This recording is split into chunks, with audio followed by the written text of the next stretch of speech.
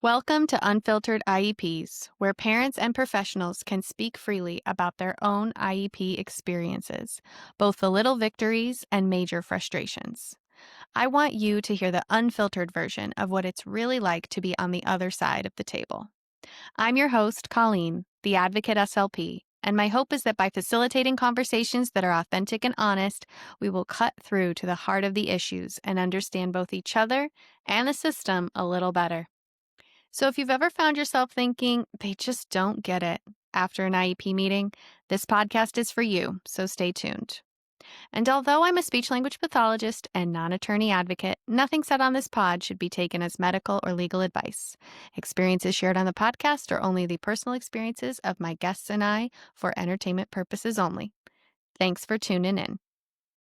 Hi, Unfiltered listeners. If you're a school-based SLP, teacher, or related service provider, I want to tell you about something I created specifically for you.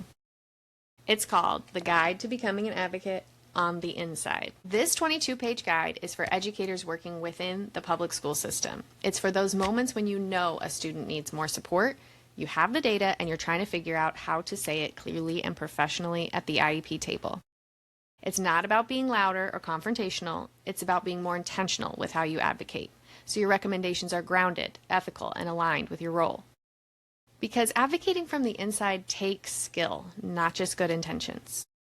I spent half my career as a school-based SLP, so I know what it's like to care deeply about your students while balancing caseloads, administrative pressure, and unspoken rules at the IEP table. You tell yourself, this time, I'll speak up more. But you're up against, this is how we've always done it, the fear of being labeled difficult, and the quiet isolation of seeing the issue but not knowing how to name it. That's why I created this guide. It's practical, values-driven, and designed to help you advocate clearly, ethically, and strategically. Inside, you'll find mindset shifts that help you change the tone of your meetings, over 30 practical scripts, and concrete ways to speak up with confidence, even when it's uncomfortable. You're already advocating. This helps you do it with intention, skill, and sustainability. You can purchase the guide to becoming an advocate on the inside using the link below, and if you use the code UNFILTERED, you'll get an additional 10% off the already low price of $25. Welcome back to the Unfiltered IEPs podcast. I'm your host, Colleen, the Advocate SLP, and today I am joined by Christina Beta, a speech-language pathologist with over 24 years of experience in special education. She works with autistic and neurodivergent students in both school setting and a private practice, where she is the founder of Collaborative Minds Consulting and Speech Therapy. She provides coaching, consulting, and professional development focused on behavior, communication, and regulation from a neurodiversity affirming perspective. Since 2001, she has worked at a specialized school for students with significant support needs, students whose home districts determine they need a more individualized and intensive educational setting. She's deeply involved in the IEP process, helping teams create plans that reflect a student's strengths, communication style, and academic needs.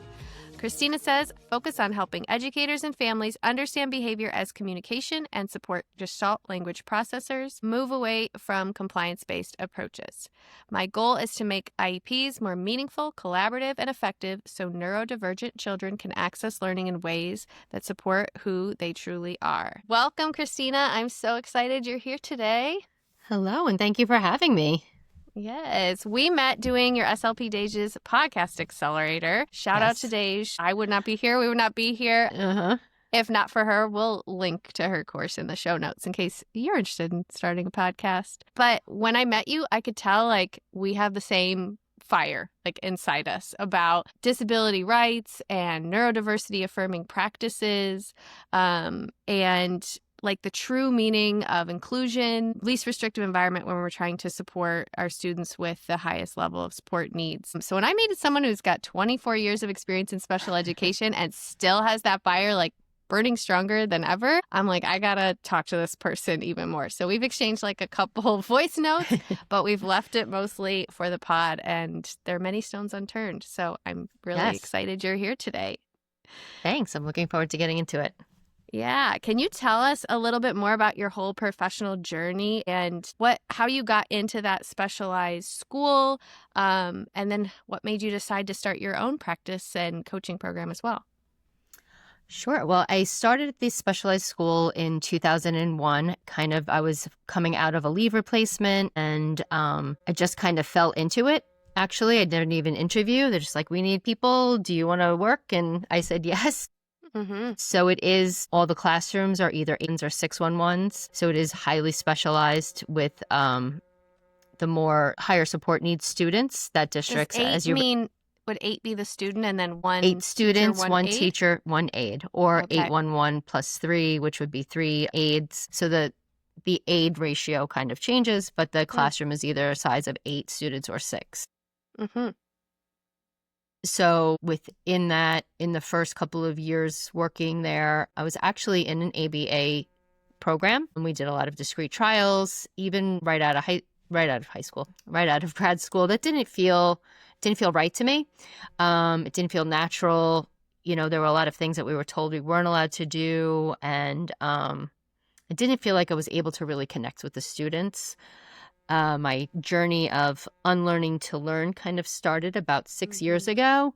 And I was like, wow, this is it. This is what I've been looking for my entire career of, the connection based, really validating students, getting to know them, modeling gestalts, all of that neurodiversity affirming strategies was really what I've been looking for my entire career. So it has really offset or changed and kind of given me that fire that you said to really push for more change and plant those seeds in the school setting, and then led me to starting my private practice, which has been wonderful. I have a little sensory area. I'm really able to focus on regulation and meet the children where they're at and incorporate the parents. So it's been a journey, but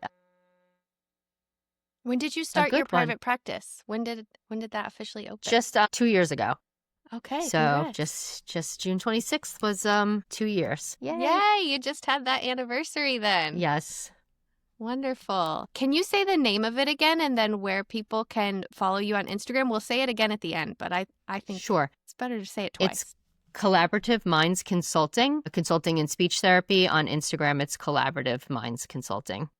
Yeah, because And I'm based out of you Port take Jefferson. calls with SLPs as well, right? Who are Yes, and looking that for I some can guidance. do nationwide, and parent support also. Wonderful. Yeah. So as long as it's not direct therapy is through New York only because that's where I'm licensed. Everything else can be nationwide, worldwide. Yeah, and I mean, you have so much wisdom to share with not just the field, but parents. I think that when you've been in the field for as long as you have, you kind of come to that crossroad when we are learning to unlearn, right? Mm-hmm. When we're being introduced to new information from the disability community and we're trying to integrate that information in our practice. And I feel like, unfortunately, a lot of people kind of put up blocks when they start to hear that because they feel maybe a little bit called out, maybe a little bit uncomfortable that what they've done in the past was potentially harmful or not best practice for the students or the people they served. And so we have to get through that uncomfortable feeling and recognize maybe harm we've caused, me included, everybody, right? Oh, absolutely. Even I've only been doing this 8 years, but I've certainly done things that were more compliance over connection based right out of grad school because that's what even we were learning 8 years ago. And I think people in your position sometimes come to that crossroads and they push back rather than being open to learning more. And I think that you're such a great example for not just new SLPs who can learn from you, but the more experienced SLPs as well, that you can be open. It is. And I know that I have, especially very early on in my career, and even within the last 10 years, have caused harm to individuals, to children, given, inaccurate information maybe to parents. So you kind of have to get over that and come to terms with that and keep moving forward and hope that you can elicit change and make a better impact. But it's hard because especially within the schools, continuing education and that drive forward of, as SLPs, we're always learning. The field is always changing consistently. But in a school setting, that change is very, very slow. It's very they're slow. Usually behind where maybe a clinic would be just because Yes. There's so many stakeholders that have to get on board for a broad change to really take effect, right? Yes, for sure. It's not just the Um, people around that table, it's no, the people they answer to. right. So there is, we need a lot more top-down support, which is, it's hard to get. It's very Yeah. hard to get. So you have little old me, SLP, just a speech teacher, trying to plant the seed, and it's hard. When you are first approaching someone who's at that top, like we're talking about top down, an Hmm. administrator level, because I think this could be relevant to people who are listening as well, who maybe not as well versed in the neurodiversity movement and what that all means. Like, where do you begin the conversation about neurodiversity affirming practice with someone who's so out of that therapy world? So I have a perfect example of that. 5 years or so ago, I was out of work because I had had an accident, and that's where I started my, I had taken some sensory courses and I was learning about neurodiversity, and I went back into work wanting to speak to the administrators and say, like, listen, I have this great idea. Like, this is the population that we work with. We're all of our students are neurodiverse. Talking about sensory integration and Gestalt language processing, and I was immediately shut down. Nope, that's not the direction we're going in. So being who I am, I shut down and I'm like, forget it, I'm done. Like, this is too hard. I got over that pretty quickly. And so now 5 years later, I kept talking about it at teams, talking about it at IEP meetings, talking about it, just with colleagues within the system, to the point where they're tired of hearing it. They're hearing it, getting a lot of pushback from, the teachers who have been there for a while, like, nope, this is not how we're doing it. This is how we've always done it. This is how we're going to continue doing it. Last year in the school, we celebrated Neurodiversity Celebration Week. Got a lot of positive feedback from students and staff. We did it again this year. Again, a lot of positive feedback, and then wrote a proposal to, I formed a little committee, wrote a proposal to our administrator and saying, maybe we can make this a year-long project, and provide PD, maybe start a book club. And, 6 years later, here we are, and I have almost full buy-in. Wow. And Christina, it that's was, amazing. And I yeah, want to that was, recognize that it's not a little committee, having yeah, been on a committee, never led one. It's a lot yeah, of work, and you really have it to is. stick with it. And that timeline is realistic, right? From your first initial, hey, this is something we need to look at, to now, 6 years later. I want to be 6 real years. about that on here, right? It takes a long damn time to enact real change on a systemic level. And it takes all those little conversations that you had along the way, right? Like you were Hmm. seed planting all along the way. And not just that, but you didn't wait for somebody else to do it. You just got in there, got your hands dirty, and like formed the committee and started providing the resources. Like, Hmm. real change takes change makers. I'm trying, lots of, it hasn't been without a lot of pushback. Mm-hmm. Slowly changing IEPs, changing the language I use in my IEPs, being questioned as to, like, why are you using this language? You're stepping out of your line of profession. SLPs don't do this. Why are you talking about sensory? So I've had quite a bit of pushback. And, but, Do you feel like you have people on, I don't want to say on your team because I don't want to make it adversarial, but like, do you have people in your corner who are yes. like in this with you? Okay. Because when you don't, that's really hard. Yeah. I feel like they might be a little bit quieter about it than I am, Uh-huh. but I do have, people who are on board, which helps. Pulled along with Oh, you. because when you get the tears and like, this is awful and Yeah. I'm not going to do this anymore. Like, what am I thinking? I'm crazy. So I do have a good support system and great colleagues. And how much support and buy-in did you get from parents? How quick was that, and how much of a role have parent voices played in this overall change? Not, I'll say I don't have as much contact with parents, I guess, as the teachers do or the social workers do in where I work. I do feel like the younger children who are coming in, who are autistic, who are Gestalt language processors, a lot of those kindergarten, first grade parents are using the language now which I think is great. I'm like, oh, look, this parent knows about Gestalt language processing. They're saying that their child is Yay. scripting. So that part feels good because it's the administration and teachers are getting that reinforcement from parents now about what I've been talking about, that I'm just not like making this up, that it exists, like this is happening. So, and I think the more conversations that I do have with parents, and even on my more so in my private practice, I just was talking to a parent before we hopped on here, and they're like, "Oh my goodness, yes, like Gestalt language processing, like scripting, and you know, my child was bullied, and it's because the other children, the neurotypical children, aren't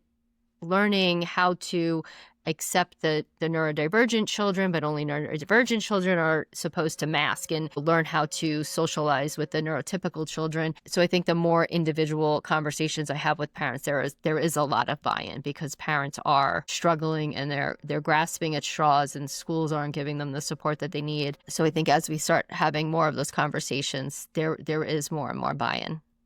Okay. Or more and more, not even buy-in, just understanding, like the light bulb, you can see it goes off. Like, yes, that's exactly what I'm looking for. That's exactly what my child needs, or that's exactly how my child is communicating. That's great. I mean, and the reinforcement, like, you know, the administrators see that what you are doing is something that the parents want and accept, Right. not just accept, but want is an important thing. There's a few different directions I want to take this, but I think I want to jump to my question of, Sure. how much do you think having tenure, and so correct me if I'm wrong, you work in a non-public school. Does tenure still apply? Yes. Is it non-public? Because when Good in question. California here, if we're in like a super specialized placement outside the district, we typically call that a non-public school. But maybe this is a state-run school? It is a state-run school. Okay. Yeah. So we have the school districts, and we have, I think, 82 or 86 component school districts that feed our school. Okay. And our school is, you know, it's an agency. It's kind of Suffolk County wide, so it's kind of from Montauk to the Nassau County, Western Suffolk border. It's very large. And so it's, would you say, the most restrictive environment that a student would be placed in and still Yes. be in public school? Okay. Mm-hmm. Okay. Yeah. So And these. so you are a district or you are a state employee. It's not as if you work for a private agency. So you do have tenure after all your many years there. Yes. Okay. I'm glad. I'm like, I so should have when asked three more questions when- before that's that okay. question. When I started, it was tenure was 3 years. It's now 4 years to get tenure. Oh, wow. That's not Yeah. that many, but okay. Interesting. So how much do you think having tenure / just all your years of experience there affect your ability to effectively advocate? Like, do you have some weight that, you know, Absolutely. you can throw around? It for sure.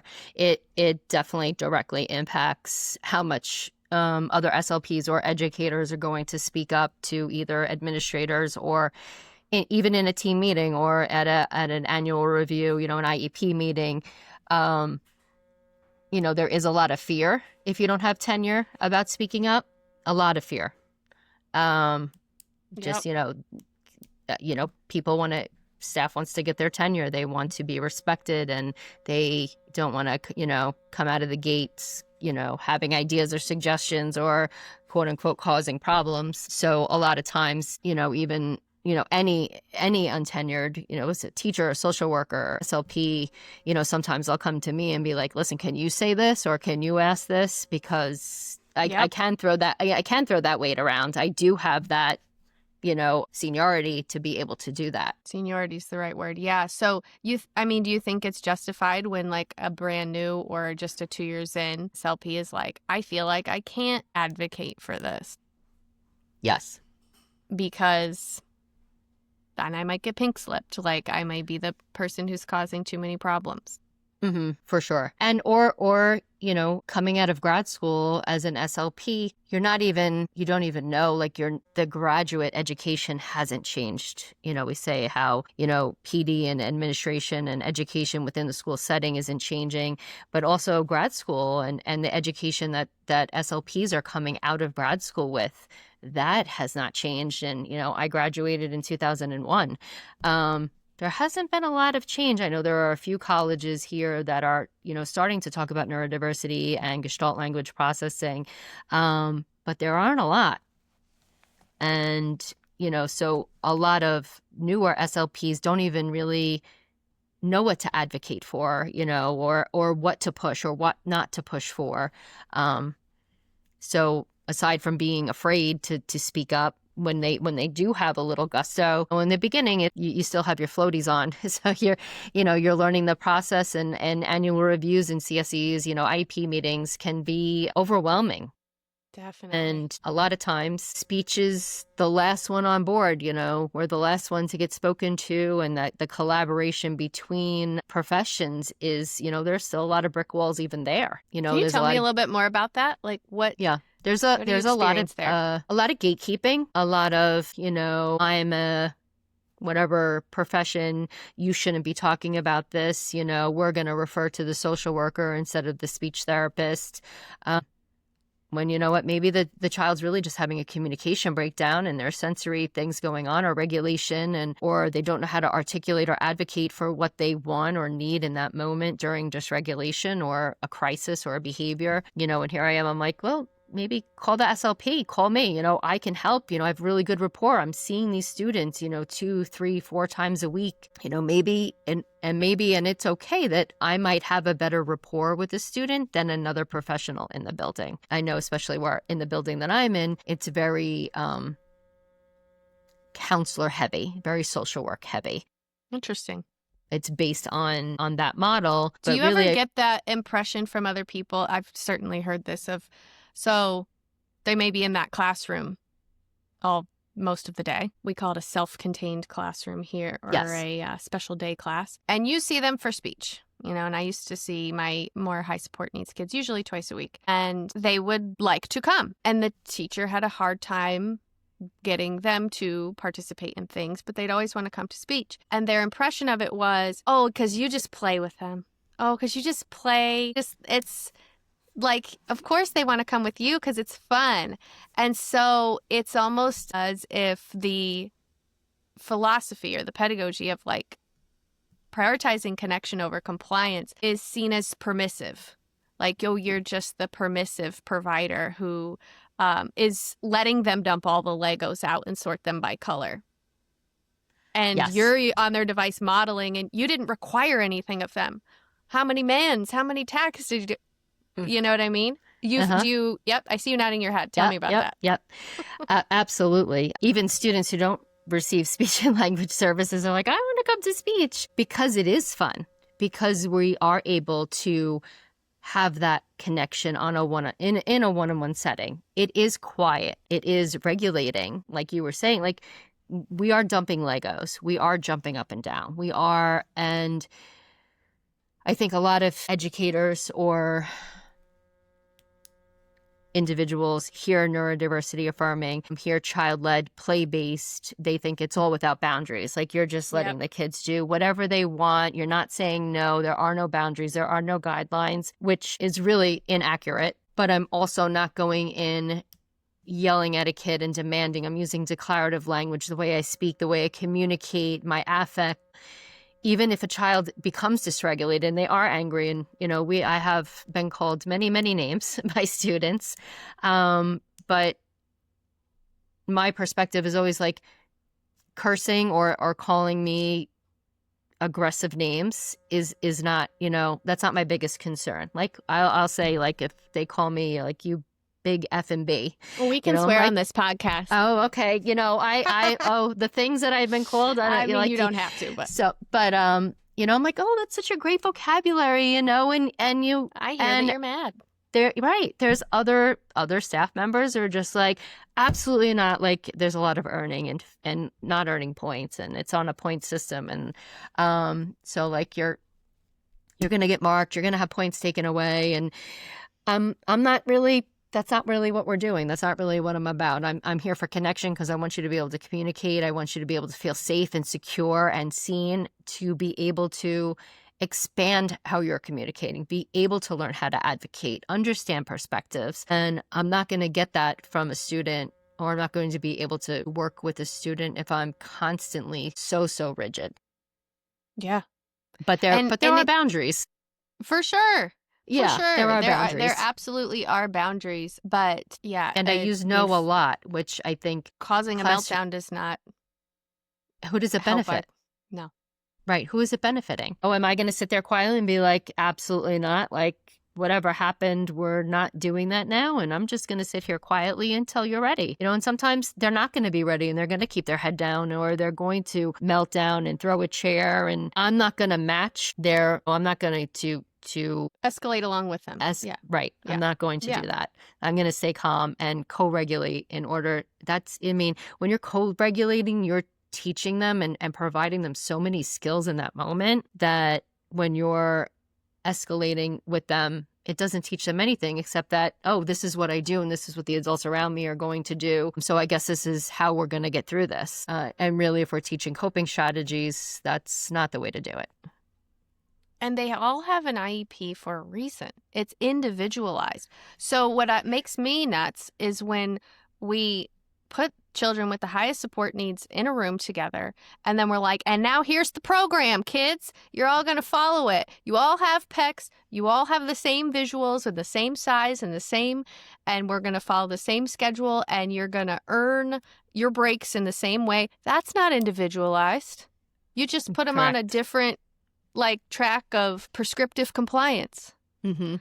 So, but I have a question for you. Yes. How does focusing on compliance over connection impact, let's say specifically an autistic learner in the long term? Like a kid who's been through that kind of program all the way through 18 versus someone who's been in a connection-based, neurodiversity affirming, sensory-friendly program. How are we going to see those outcomes differ when they graduate or they leave the public school system? In speaking with and listening to older autistic individuals that have gone through the very compliance-based programs in schools, what they're reporting is that they learn how to mask. They have a lot of anxiety now. They're very stressed. They have poor self-concept, a lot of depression, a lot of meltdowns when they get home because all day long they have to hold it in. They essentially learn how to become tiny robots to make the adults happy. And it has in the long run, as they become teenagers, adults and adults, there is that the anxiety and depression the rates of anxiety and depression are so high. I don't know how much data or resources are out now about children who are going through more of a neurodiversity affirming You're right. school system. Don't have that.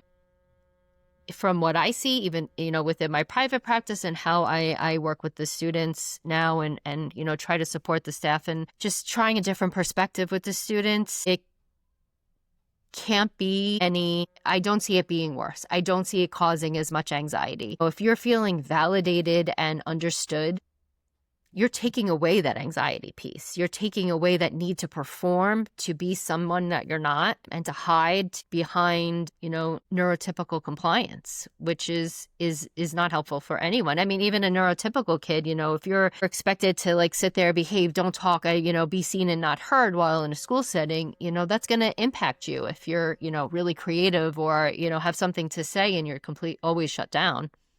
Well said. So, I'm so glad you brought it back to what is the disability community telling us? What are autistic adults telling us about their experience? Because we know that, and it's so important that we listen. Mm-hmm. I think, the data will continue to tell us, but only if we get to do the research on it. Mm-hmm. And, so hopefully, and I'm sure there are people out there who are doing the research, right? And got to change the wording of the research of the grant proposal. Right. I'm hearing. Did you hear a little bit of a beep? Okay. Yeah, that's on my end. Do you want to? We Keep can just talking. pause. Yeah. Yeah. No, it's fine. We'll cut it out.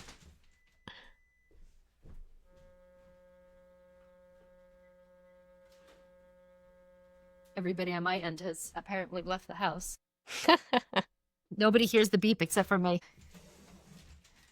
Well, we're just speaking about studies, and so I actually have a study I want to reference for a little segment I'm calling Over Under, where we're kind of playing that game from The Price is Right and that It's in the Bag game. Mm-hmm. And you tell me if you think that this statistic is higher, lower, over, under. Okay. In 2007, Katz et al. Published the results of a study with approximately 2,000 public school-based SLPs from across the country. And the average, or the mean caseload size for these 2,000 SLPs was 49 students. These SLPs were asked if having between 41 and 50 students, if that was unmanageable. Do you think more or less than 75% of SLPs said that was unmanageable? More. More? Yes. Okay, so it's actually less. Well, Really? 60%. Yeah, 60% said having 41 to 50 students is unmanageable. I think a lot of SLPs today, because this was 2007, we've almost been 20 years, would tell you they have more than 50 students. Right. And they find it unmanageable. And we've continued to have caseloads rise and go up, and or SLPs are managing SLPAs, and so they're not seeing 100 students, but they probably are writing the reports and the IEPs for 100 students a year. Just something I'm trying to get across in this podcast for other Those professionals who listen, because teachers don't always get that. Parents don't always get that. It is a massive amount of work to be a school SLP. It is. Those numbers are astronomical. Like, I think the highest caseload of students that I've ever had was 46. Mm-hmm. And it's, you're writing 46 IEP. I can't even imagine having 100 students on. How do it's so just many unimaginable. if that's the case, probably a lot of them are having 20 minutes a week of articulation therapy, but it is still 100 IEPs to work on per year, 100 meetings to go to. Could you speak a little bit about workload versus caseload model and like what that looks like for those who don't know? Because I think it's important. Workload is just, we just redid our contract this year. And the workload, Medicaid, the notes, initial evaluations, reevaluations for triennials, report writing, session notes after, in our school, many districts don't have to write session notes for every student. They just write them for the Medicaid students who receive Medicaid. Where we are, we have to write notes for every student after every single session, and there's no time allotted in our schedule to do that. And in between sessions, there is no time allotted in between sessions. So you're just back to back to back sessions all day. Our sessions are half-hour long. The workload it's just unmanageable. I mean, and then there's AAC for several of your, I'm sure, and AAC programming or printing out visuals. In our program, we don't have too many students with AAC devices. In the programs that do have AAC devices, those students also have consults built into their IEP. So that allows the SLP to have a little bit more time with the student and the staff to program AAC devices. But if we're printing out visuals, laminating, creating materials, that's, happening on your own time during your prep or your lunch. But you're writing initial evals some of my initial evals take 3, 4, 5 sessions, at a half hour a session. And then now you're canceling other student sessions to do the initial eval. And then you have to make up those sessions because you missed other student sessions. It's just too much. It's so overwhelming. And the burnout, I mean, we have new SLPs where I am, and, they're 1, 2, 3 years in, and they're like, how do you do this for that long? Like, how are you, 24 years in, and it just doesn't stop. And they, now we have like these Google Sheets we have to fill out to track attendance, and they just keep piling it on and piling it on and piling it on with no extra time built into our schedules. Yep. Continue to be asked to do more with less. And so a caseload, of 46 might sound like a dream, but you also have students who have high support needs. And there's a lot of collaboration that also needs to happen. Time spent talking to teachers, time spent talking to the OT or the social worker. And if you're lucky. if you're Yeah. lucky to catch them in the hallway. I mean, we have team meetings. So this year I was in 9 classrooms. So each of those classrooms has a weekly team meeting, and you're trying to pop into a team meeting and collaborate with the team, and hopefully everybody's able to make it, again, and I say it all the time because I'm like, I'm just a speech teacher because that's what we're hired as. Actually, they just changed the language in our contract. So now we're speech therapists. Oh, in the year So of our Lord 2020. yeah, they did. They changed it to a speech therapist now. I remember being in grad school and saying, never work for a school or agency that calls you a speech teacher. And here I am right out of grad school working at a placement that calls us speech teachers because you're hired under the teacher contract here. And I have been advocating for that change literally from the first day that I started at the school. And So it you're just on their happened. pay scale too. The teacher's pay scale. Mm-hmm. Okay. Yeah, I don't mind when my early intervention families call me maestra, but if a principal is calling me that, I'd be pretty irritated or being classified. And let me explain for the listeners who are not speech therapists why. Our master's degree requires a lot of clinical hours, and it takes over 2 years, 2.5 years. There are many wonderful educators out there who have their master's degree. Typically, those master's degrees, and I'm not saying they only take them a year because often they take them like one class at a time, but they are like 32 credit hours, whereas ours was 64, higher than that. And so it's an entire extra year of school, and it's a terminal clinical degree. We're a healthcare professional, and often in the schools we are not treated as such, and so it is a thorn in our side. Yes. I have another question for you, Christina. Sure. As we been talking about how it's hard for new SLPs or newer staff, anybody, to be advocating for staff training or like staff tools. Do you feel like, is it a disservice to these students when we're writing an IEP more out of like the sake of convenience, or are we writing an IEP out of fear rather than truly being student focused? And what can we do? What can we do to push that forward?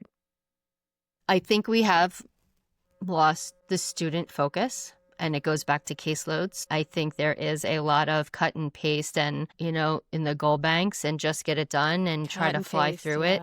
Yeah. IEPs, again, are, if I want to change something in IEP, I'm constantly being told like, well, this is the way it was always done. Like, we're not going to change that. And the pushback is, well, that's great, but it's an individualized, as you said, individualized education plan. And what's good for the student, what helps the student, what supports this student is not the same for the other 20 students I have on my caseload. So that's why I'm writing this differently. And you do get so much pushback, and you are, the red tape, the budget constraints, even just to get more speech services. Well, why can't we just have group? Or, because group services cost less than individual services. And, especially where I am in our agency, there are a lot of behaviors. We are getting hit, kicked, punched, things thrown at us. And it's hard to have a group of 5 students. Oh my gosh. In this tiny little area, or even, we could put 3-to-1 group ratio. It's still a lot. It's just us, or if they luckily have an individual aide, maybe they'll, be outside because they can't fit into our offices. Oh my gosh. Because your office is so small, they can't even fit another adult in there. Yeah. Like putting 5 students plus myself in there is insane. Real. Right. But IEPs are, so now we go to a CSE and you have, you wrote your IEP, you wrote your PLEP, you wrote your summary, you put the goals in, and now we're talking to the school district plus our support team, and the parents are there, and it's a lot, and they're blowing through it, and it's time, and, let's go, we have to crank these out so we can, get to the next one. And parents feel rushed. Parents feel parents are not giving, they don't understand all of this language is being thrown at them, and then they're slotting meetings for a half hour a meeting, maybe 45 minutes, and it's just like just crank them out. That's an annual review. Right, annual reviews. What's a CSE? I heard you say that. CSE, our annual review, Committee of Special Education. Oh, okay. We don't meeting. Okay. Okay. Called an So our ARV. annual review. Yeah. Yeah. Okay. And then if you have an annual review, which is a triennial, so now you're going over testing. So maybe Right. those will be an hour long. Are But you again, serious? You need at least 2 hours. oh, no way. If I'm there, it better be 2 hours because I got questions. I have a question for you about tries. Okay. So let's talk about placement because that should really be considered. I mean, we should look at it every year, but especially after a triennial, we've got test results that we're reviewing. Is that something you feel like teams are blowing through too quickly? Like, are we really reconsidering or considering what the least restrictive environment is and what the correct placement is in terms of stepping back into it wouldn't necessarily be a general education classroom, but a community school? And then is there a step above? I mean, in terms of more restrictive environment than the school you're at, or is that the end of the line, so to speak? Okay, so where I work is probably the most restrictive aside from a residential placement. A residential. Okay, that would be Right. more. We do have a stepping stone, which would be a little bit less. It's still a self-contained classroom, but it's our classrooms within a school district. So each Your of our classrooms sites within a have school district. right. So that's kind of they're called included sites. So we have 2 classrooms in a neighboring school district that some of our less behavioral students can go to as a stepping stone before they go back to district. Mm-hmm. And my question is, when that's being considered for a student, what data is the team looking at, and who does that push come from when we're really thinking like, I think maybe Susie could try the stepping stone classroom? Initially, I think from the teachers, and if a child has a BIP or, their behavior data, because we have, all of our students are on point sheets. So each half hour they're supposed to self-evaluate, and Oh boy. based on the point sheet data, that data drives, the support that they need or where they are placed. If a student has a BIP, a behavior intervention plan, which is the result of a FBA, a functional behavioral analysis, that data is used, how many times the crisis team needs to be called, how many times they're going into the alternative learning room or the behavior intervention room. I do find myself at annual reviews or any, meeting with the parents saying, or even in team meetings, that you need to look at more than just the data, the ticks on the sheet, because the kids are so much more than that. Are you tracking how long it took them to regulate? Are you tracking that the time? Maybe it was 3 hours and now they're down to a half hour. Like, we're not accounting for that. We're not looking at the whole child. We're just looking at numbers, and it's so subjective. The numbers are so subjective, especially on the point sheets, if a staff member is filling them out. I do push, and more recently, within the last couple of years, to get the students back to their home school district, because they're so displaced. They don't have a sense of community. Like, there's no after school activities with us.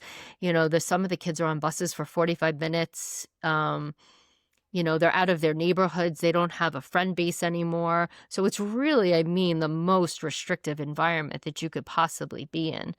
But a lot of school districts either don't have the support, don't want to put the money into educating staff or creating their own programs to keep the students within their districts, which is it just ends up being sad for our students. But, some of them do. Some of them thrive where we are, and they just really need that smaller class size with the extra support. And they're going to be, say, with our agency, until high school, and it's great for them. But other students really need that community, and they're missing that.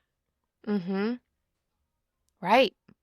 Right. And it's becomes procedural to just keep going, when we really always need to be looking at the data and asking ourselves, like, is this still the right placement? Right. Always. And even like a lot of students, the standardized testing isn't an accurate representation of who the student is or what they know. Like I especially the autistic and ADHD students, I say, if a student loves My Little Pony, if I could create a standardized test in the standardized test format based on My Little Pony, this student is going to be take them back to district, like they're genius level, like they have mastered everything. Mm-hmm. But because of the format that it's in, and we're not focusing on their strengths or something that they're interested in, it has no meaning. It's completely meaningless. And, their test scores, even on triennials, what they're already classified as autistic or OHI or ADHD, whatever. The classification is not going to change. You're not going to test out of being autistic. Mm-hmm. And sometimes testing them even every 3 years is just so, I use harmful, but it's so, I guess, harmful to the students. It's stressful for them. They don't know why we have to do it. It creates more behaviors. It creates anger. It's very frustrating. And a lot of times you can't even complete testing because, the students, they just don't want to do it because they if they have that self-awareness, they're like, I don't know this. And they're getting upset. Because the questions, if you're using the self or the owls. Does it have to be standardized? I mean, or could you do like a functional communication profile and a communication matrix? You can, but the districts want that standardized testing. I see. They want okay, those so numbers. The pressure's coming from them. Because I'm sure that a lot of parents would be okay with that. Like, absolutely. Sure, let's do more observation data. Let's take a language sample and do a communication matrix. Mm-hmm. But your district's like, no, you need to give us a standardized score. And so you're like, because it's Saturday, we can stay up late tonight. Look, their core language and they're score like is so banging low. their head against the wall. Right, literally. Because they're all done. Yep. Oh, Finish. Fun. That's fucking great. I don't think don't that miss as that. Standardized testing is like a thorn in my side. It's so stressful all the way. And then, you want to test, you want to get through it. You're missing sessions. You're trying to get all this done and push the student. And then you have to write the report.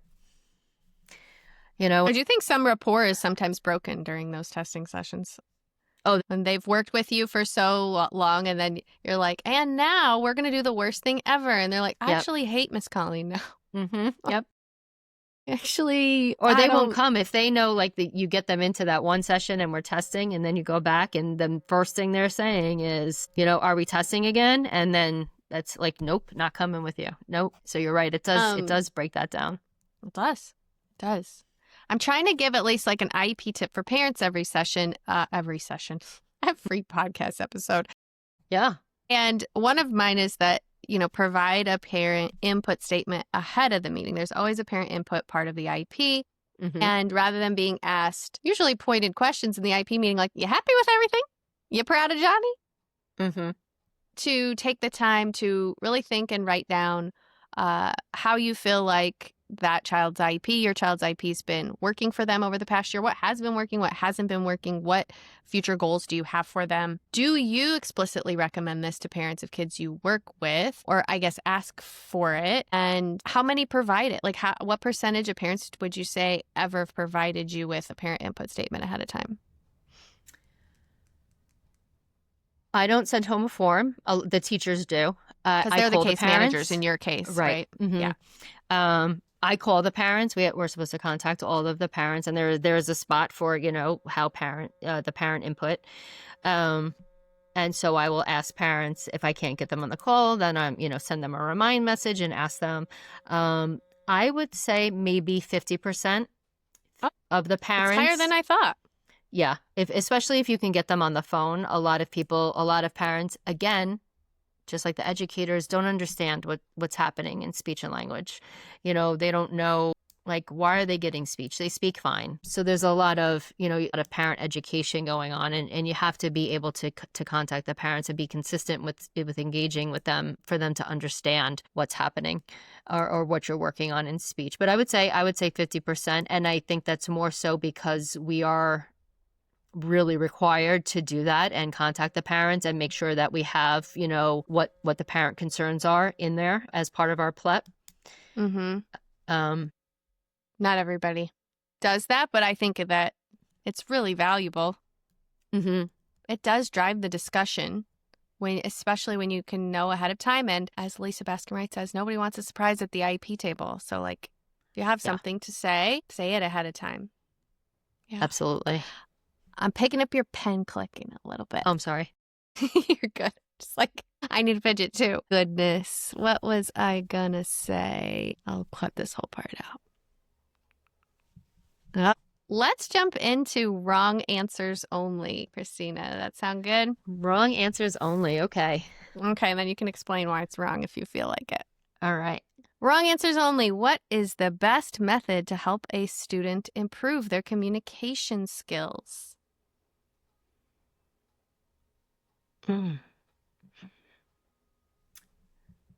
Tell them exactly what to say by saying, say this, and make sure you're tracking conversational exchanges.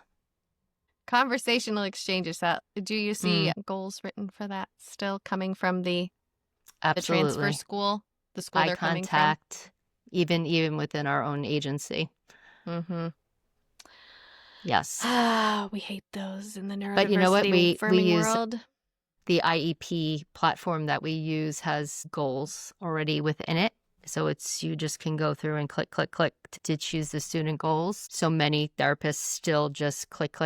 I write all of my own goals for every student. So it really depends on the SLP and what they're doing. I'm not saying goal banks are never a good thing, but like you've got to still consider the actual student in front of you. Not everybody needs to have 80% in their freaking goal. Absolutely. Okay. I've written a great goal that I really liked that I use for most of my IEPs about basic concepts for preschoolers. But I considered first of all, at the Q level, like for each kid, how many were going to be in the field of options, what the percentage was that was actually attainable for that student. Like it cannot just be plug and chug. And if we do that, we devalue our own clinical expertise and our own clinical decision making. Because the more automated you let it get, the more automated it's going to get. And yes, I'm warning us about AI. Moving on. Yeah, I have written answers. very, very beefy, beautiful goals, and I have been told to change them and to essentially dumb it down. I'm like, the therapist has you have changed, It's not or as legally they change, defensible. or they change my goal within the meeting. Who? And the audacity. The committee, yeah. And I'm like, well, that's great, but the SLP who has going to have this child next year is going to have no idea what this goal is targeting because you've completely changed it. Oh, that happens more times without than you would agreeing? believe. Oh, without I'd be like, this is not the goal that I want. I want this goal. Nope. This is how it needs to be said this way. I am shook. Yeah. Like all goals, we should always enter a meeting with it not married to our goals, right? Because everybody gets to have input. Yes. But the fact that they're discounting your input completely is unbelievable to me. Okay. I'm gonna get so mad. What on earth? Yeah. What on earth? It's unbelievable. Wow. Okay. Wrong answers only. How should every AAC device be programmed? Right out of the box. AAC is not my strong suit. Wrong answers only. AAC devices should be programmed without the child in mind. I don't know how to answer this one. I'm going to be truthful. That's okay. I don't know how to give the wrong answer. So what's really AAC is not in my wheelhouse. What's interesting is I made the assumption that you working at a school that had kids with such high level of needs, like in behavioral needs, that AAC would be a big part of what you do. And I think this is a good moment to ask a little bit more about that. Like the population is highly verbal or AAC is just really difficult to advocate for? Which is it? So in where I work, we have developmental programs and academic programs. I'm in an academic setting and all of the children are speaking. I would say just in the last 2 years, we've had some non-speaking students who very quickly were transferred out of our program because we can't support them within our program. And AAC, because of our newer therapists and some information that I have brought in, is being advocated for more. Like we were told, like, we don't have AAC in this program. We're not a developmental program. And they just shut it down. So Nope, that's hard a stop. problem, though. Yes, it Because is. that assumes that the AAC user can't be on an academic curriculum track, Correct. which is not true. You could be an AAC user and be completely capable of doing grade level work. So we did have a meeting with we have 3 administrators in our building. So the speech department had a meeting with the administrators this year about AAC because we have a selective mute in our building and some Gestalt language processors and a Praxic. So we do, our population, as our population is changing, they are going to, okay. Right. And there needs to be a lot of training. Right. Because I used to work in a developmental program, but I haven't in, 15 years. So as I said, like AAC really isn't in my wheelhouse. Like I don't know. Like I have in my private practice, I have clients who come with AAC and I know how to model, but I don't know how to program an AAC device. Well, I'll answer the question. Sure. Making it as easy for them to access the buttons as possible right away, which I say to mean small grid size. Everybody should get a small grid size so they don't get overwhelmed. That'd be the wrong answer. Start with the biggest grid size you can and allow them to learn the motor plan that is going to carry them forward in their life. We wouldn't like it if our keyboard, letters changed around and changed sizes every couple years, and they're not going to like it either. So anyway, I don't want to get too deep into that, but that's what I would say. Yeah. And a lot of we're very PECS driven. So that's a whole nother conversation. Christina. Yeah. It's a whole nother podcast. I won't transfer to developmental programs Excuse because me while I scream into the abyss.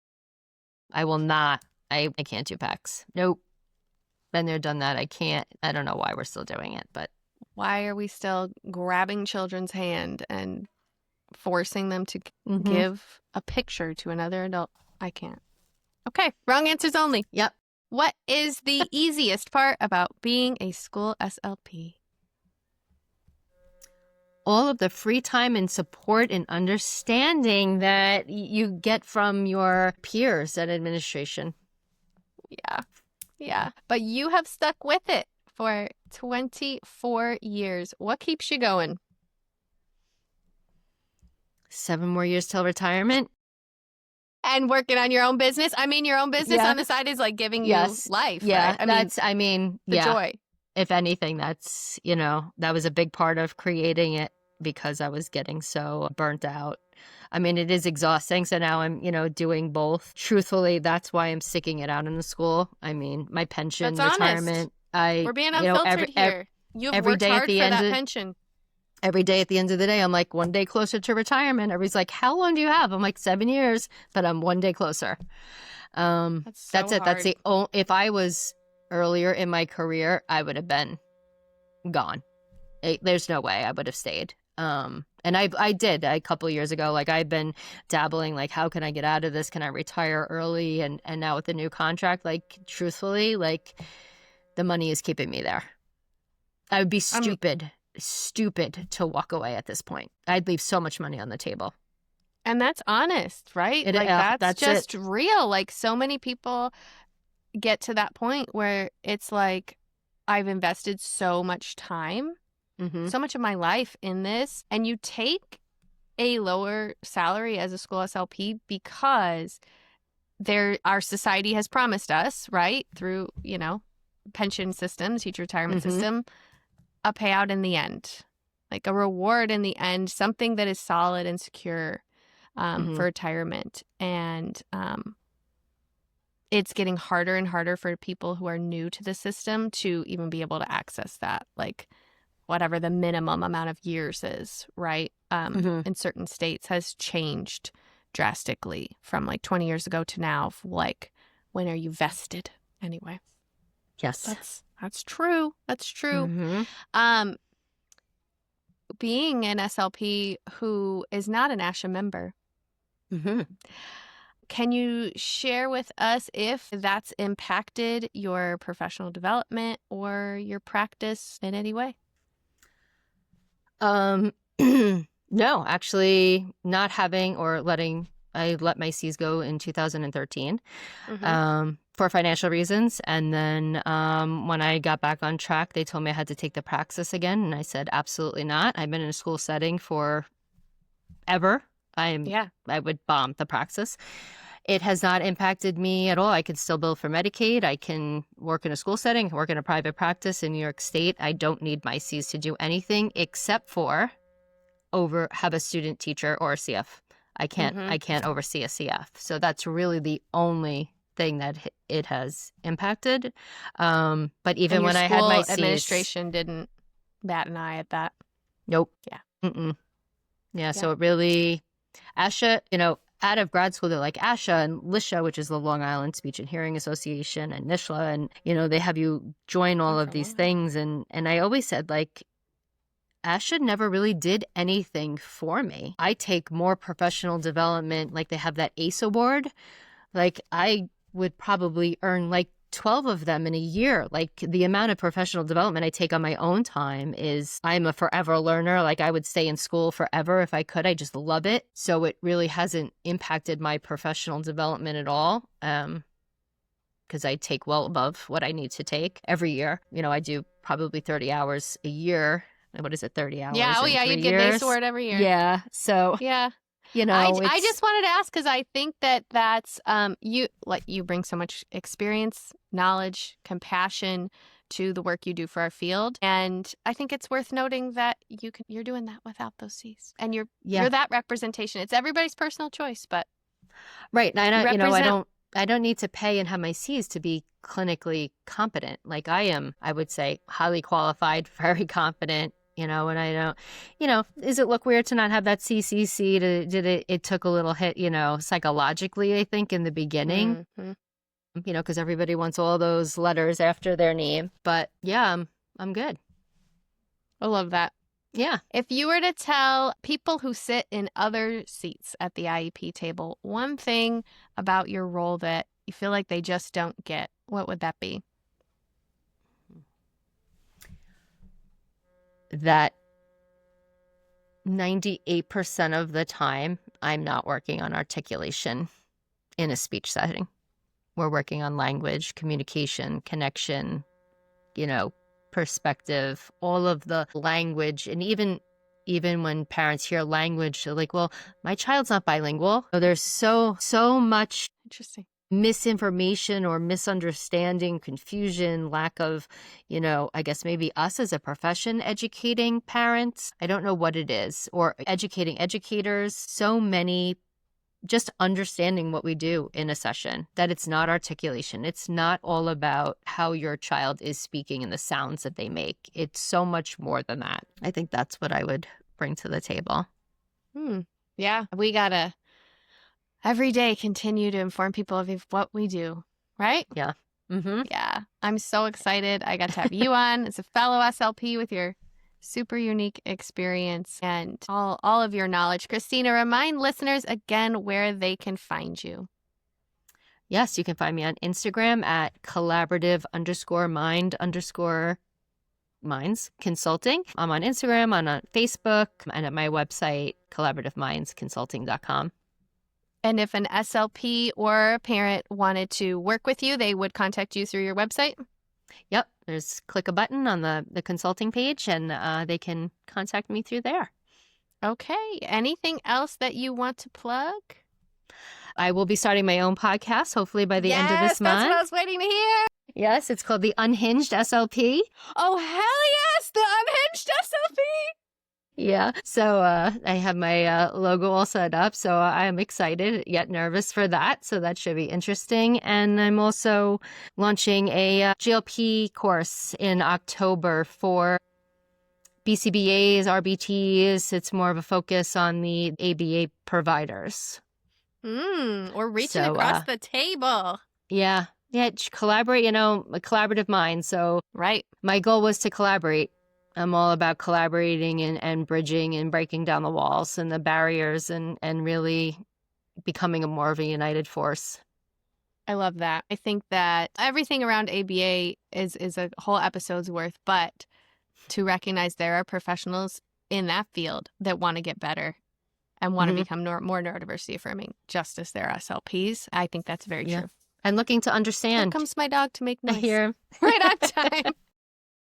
Thank you so much for joining me, Christina. I really appreciate Yes, it. thanks for having me, Colleen. Take care. At least Bye. You've been listening to Unfiltered IEPs. If you enjoyed this episode, please follow or subscribe to the podcast, rate and review to help others find the podcast, and connect with me on social media at theadvocate.slp on Instagram. And if you want to keep the conversation going, share this episode with a friend. Thanks for listening.